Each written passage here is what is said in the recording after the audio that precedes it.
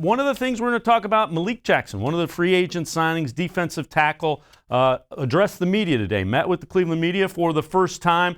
Malik Jackson talked about why he signed with the Browns as well as what he brings to this defensive line. Super Bowl contender team, and that's what I was looking for, especially with the climate of this free agency. A lot of one-year deals. I didn't want to go anywhere. I was trying to rebuild. Like I said, I want to go somewhere with a consistent team, so where I can come in and not have to be the guy, where I could just be a supporting role, and like I said, have opportunity to fight for a job. As far as starting and third downs, and that's all I could ask for. Yes, I feel like pass rush is a big thing for me. It's one of the things I pride myself on doing, getting to the quarterback. So that's one of the reasons I want to come here, and I know I have a good opportunity to come out here and really get some pass rush reps, and get back to where I feel like I was 3 years ago when I had eight sacks. So I'm coming here to put pressure on that quarterback and help the DNs, put pressure up that middle so the DNs to get the sacks when the quarterback falls out, and vice versa. The DNs get the pressure on the end so the guys on the inside can get sacks. So I'm coming here just to be a team player. Malik Jackson, one of the Browns' free agent signings. Let's welcome in Jake Burns from the Orange and Brown Report. And Jake, you're one of the guys I trust implicitly about X's and O's. What does Malik Jackson bring to that defensive line that the Browns need? Well, he brings a big physical presence, and I think that's important. I think Larry Ogunjobi is a nice player, and I think Sheldon too are good players in their own sense, but they're not quite. And I should say this.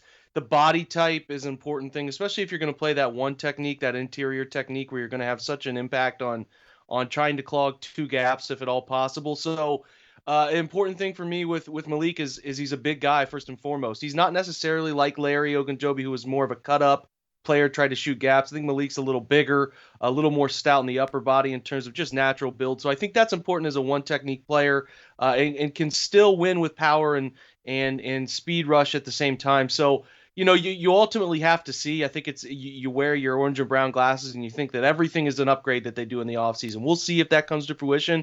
But what you see from Malik, especially dating back to Denver when he was originally with Joe Woods, he goes to Jacksonville, then ultimately he goes to Philadelphia after the big contract in Jacksonville, is a player that does have proven pass rush skills that can work for him. He has a couple of go-to moves. He can run the swim move effectively, and I think he can use that stuff to be a decently consistent player. I think the biggest thing is, you saw that with Larry was flash plays that would make your eyes pop and say, man, that guy can do it all. But it was the consistency down to down, the ability to maintain your gap integrity and your run fits, the ability to then convert somebody taking away your first pass rush move and being able to still win at the point of attack with a different move and get to the quarterback to create some pressure. So I think they see with Malik as a more consistent version of what they had with Larry.